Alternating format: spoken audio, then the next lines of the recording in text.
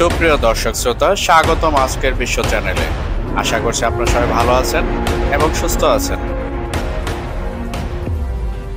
এই মুহূর্তে একটি আন্তর্জাতিক মানবিক ও রাজনৈতিক উত্তেজনার কেন্দ্রবিন্দুতে রয়েছে গ্লোবাল সমুদ ফ্লোটিলা। গাজার দিকে যাওয়া একটি বহুজাতিক নৌবহর, যার উদ্দেশ্য সীমাবদ্ধতার মধ্যেই ত্রাণ ও মানবিক সহায়তা পৌঁছে দেওয়া ও অবরোধ ভাঙার ন্যায্য দাবি তুলে ধরা। তবে ইসরায়েলি নৌবাহিনী ইতিমধ্যেই 6টি জাহাজ আটক করেছে এবং অভিযানের মাঝেই বড়সড় কৌশলগত সংঘাত সৃষ্টি করছে। আজকের ভিডিওতে আমরা পর্যায়ক্রমে ঘটনাবলী, প্রতিক্রিয়া, আইনগত প্রেক্ষাপট ও ভবিষ্যৎ সম্ভাবনা বিশ্লেষণ করব। তাই ভিডিও শুরু থেকে শেষ পর্যন্ত আমাদের সাথেই থাকুন। ভিডিওর মূল পর্ব শুরু করার পূর্বে আপনাদের কাছে অনুরোধ থাকবে, আপনারা অবশ্যই আমাদের চ্যানেলটি সাবস্ক্রাইব করবেন এবং সেই সাথে সাথে অল বেল আইকন নোটিফিকেশনটি অন করবেন এবং আমাদের ভিডিও অবশ্যই লাইক ও শেয়ার করে আমাদের সাথেই থাকবেন। আন্তর্জাতিক গণমাধ্যম এপি নিউজ জানায় যে 2025 সালের 1 অক্টোবর গাজার উদ্দেশ্যে যাওয়া ফ্লোটিলার অন্তত 6টি জাহাজ ইসরায়েলি নৌবহরের দ্বারা বাধাগ্রস্ত ও আটক করা হয়েছে। রয়টার্স রিপোর্ট করে, অংশগ্রহণকারী জাহাজগুলোকে একটি ইসরায়েলি বন্দরে পালাবদল করার উদ্যোগ নেওয়া হয়েছে এবং গ্রেটা থুনবার্গ সহ কয়েকজনকে নিরাপদ অবস্থানে নেওয়া হয়েছে। আন্তর্জাতিক সূত্র বলছে, ইসরায়েলি নৌবাহিনী ফ্লোটিলার কিছু জাহাজে অভিযান চালিয়ে তাদের বন্দী করেছে এবং অন্য জাহাজগুলোর যাত্রা বাধাগ্রস্ত করেছে। ফ্লোটিলার পক্ষ থেকে দাবি করা হয়েছে যে তাদের জাহাজগুলোর সাথে যোগাযোগ বিচ্ছিন্ন করা হয়েছে, সম্ভবত ইঞ্জিন বন্ধ, জ্যামিং বা যোগাযোগ বিঘ্নিত করার কারণে।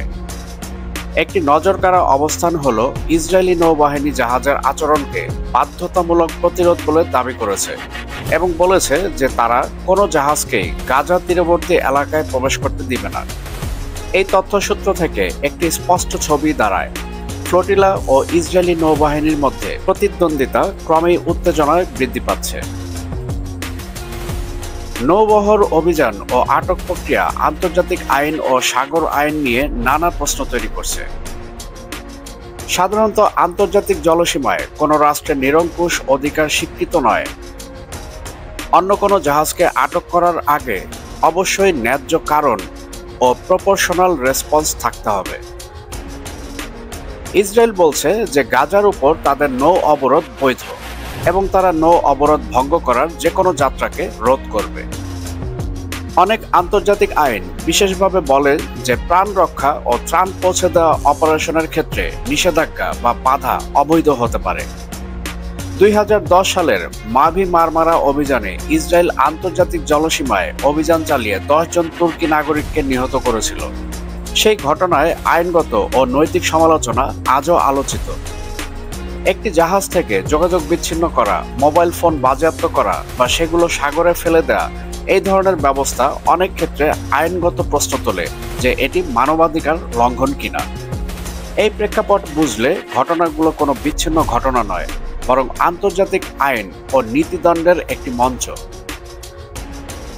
ইতালি ও স্পেনের নৌবাহিনী পাঠিয়েছিল ফ্লোটিলার সঙ্গে সমন্বয়ের জন্য এবং নাগরিকদের সুরক্ষার জন্য, কিন্তু শেষ পর্যন্ত ইতালি তাদের যুদ্ধজাহাজ ফিরিয়ে নিয়েছে এবং ফ্লোটিলাকে বলেছে আর সামনে না এগোতে। ইতালির এই আচরণকে ফ্লোটিলা বেইমানি হিসেবে দেখছে।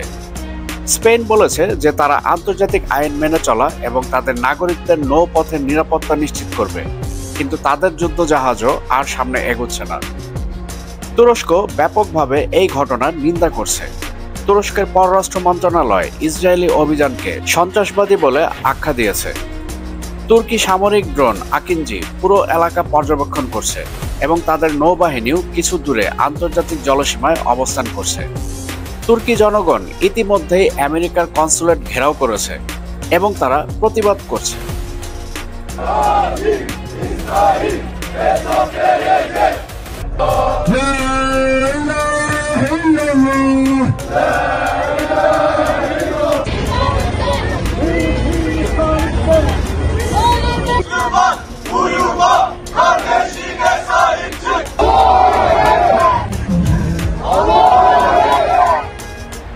মানবাধিকার সংস্থা ও আন্তর্জাতিক আইনবিদরা বলছে, এই ধরনের অবরোধ ও জাহাজ আটক একটি মানবিক এবং আইনগত বহুবিধ সমস্যা তৈরি করতে পারে। অনেক দেশ ও প্রতিষ্ঠান গণবিক্ষোভ করছে। বিশেষ করে ইতালি ও স্পেনে, যেখানে বিক্ষোভকারীরা বলছে ব্লকেড ভাঙা উচিত এবং মানবিক সহায়তা অব্যাহত থাকতে হবে। গাজায় যদি ফ্লোটিলার ত্রাণ না পৌঁছায় তাহলে ইতালির বন্দর কর্মীরা ইতালি জুড়ে অবরোধ ঘোষণা করবে। সুতরাং রাজনৈতিক ও জনমতের চাপে অংশগ্রহণকারী দেশগুলোর ভূমিকা গুরুত্বপূর্ণ হয়ে উঠেছে। এই অভিযানের ফলে কিছু দিক থেকে পরিবর্তন ও সম্ভাব্য প্যারামিটার দেখতে পাওয়া যায়। যদি ইসরায়েল আরও জোরবহুল রূপ নেয়, যেমন যুদ্ধজাহাজ ব্যবহার করা, জাহাজে বোমা হামলা বা অতিরিক্ত আটক, তা দ্রুত আঞ্চলিক সংকটকে উত্তেজনায় পরিণত করতে পারে। স্পেন, ইতালি ও তুরস্কের সরাসরি অংশগ্রহণ, ফ্লোটিলাকে সহযোগিতা, এসব পদক্ষেপ মধ্যপ্রাচ্যে নয়া সমর্থনের সূচক হতে পারে। আটককৃত জাহাজ ও আলোচনায় নামা ব্যক্তিদের জন্য আন্তর্জাতিক আদালতের রুল, মানবাধিকার মামলা ও আইনি চাপ বাড়তে পারে। গাজায় অসংখ্য মানুষ খাদ্য, ওষুধ ও জরুরি সামগ্রী থেকে বঞ্চিত। ফ্লোটিলা যদি সফল না হয়, তা মানবিক বিপর্যয়কে আরও গভীর করবে। এই অভিযানগুলো একদিনে সফল হবে কিনা তা নির্ভর করবে ঝুঁকি, ব্যবস্থাপনা, আন্তর্জাতিক সমর্থন ও অধিকারের উপর। সবশেষে বর্তমানে গাজার ফ্লোটিলা ও ইসরায়েলি নৌবাহিনীর সংঘর্ষ শুধু একটি সামুদ্রিক প্রতিদ্বন্দ্বিতা নয়, এটি একটি মাইল ফলক, যুদ্ধে দাঁড়িয়ে থাকা আন্তর্জাতিক আইন, ন্যায্যতা ও মানবিক সত্যের সংকেত। 6টি জাহাজ ইতিমধ্যেই ইসরায়েলের দখলে রয়েছে। যোগাযোগ বিচ্ছিন্ন এবং প্রতিক্রিয়া বিশ্বজুড়ে ছড়িয়ে পড়ছে। বন্ধুরা, আপনারা কি মনে করছেন, গ্লোবাল সমুদ্র ফ্লোটিলা তারা কি সাকসেসফুলি গাজার নিপীড়িত মানুষদের কাছে ত্রাণ পৌঁছে দিতে পারবে, নাকি এবারও ইসরায়েলি বাহিনীর কাছে এই উদ্যোগ পরাস্ত হবে? আপনাদের মূল্যবান মতামত অবশ্যই কমেন্টের মাধ্যমে আমাদেরকে জানাবেন। আর আমরা এই বিষয়ে নতুন কোনো আপডেট পাওয়া মাত্রই অবশ্যই আপনাদের সাথে তা শেয়ার করব। বন্ধুগণ, আজকের বিশ্ব আপনাদেরকে সঠিক সংবাদ প্রদানের জন্য বদ্ধপরিকর। তাই আমাদের ইউটিউব চ্যানেলের পাশাপাশি আজকের বিশ্ব .প্রেস এর যাত্রা শুরু হয়েছে, যেখানে আপনারা এক পাতাতেই পেয়ে যাবেন আন্তর্জাতিক সব গুরুত্বপূর্ণ খবর এবং সেই সাথে সাথে রাষ্ট্রীয় খবরগুলো। এবং এর পাশাপাশি অনুরোধ থাকবে আমাদের ফেসবুক পেজও আপনারা অবশ্যই ফলো করবেন, যাতে করে নিত্য নৈমিত্তিক সব ধরনের আপডেট আপনারা সহসাই পেতে পারেন। ভিডিও শেষ করার পূর্বে আপনাদের কাছে অনুরোধ থাকবে আমাদের ইউটিউব চ্যানেলটি অবশ্যই সাবস্ক্রাইব করবেন এবং সেই সাথে সাথে all bell icon notification on করবেন, যাতে করে পরবর্তী যে কোনো ভিডিওর আপডেট আপনি সরাসরি পেতে পারেন। এবং সেই সাথে সাথে আমাদের ভিডিও লাইক ও শেয়ার করে আমাদের সঙ্গেই থাকবেন।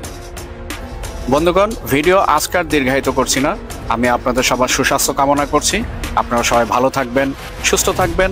আজকের বিষয়ের সাথে থাকার জন্য আন্তরিক ধন্যবাদ।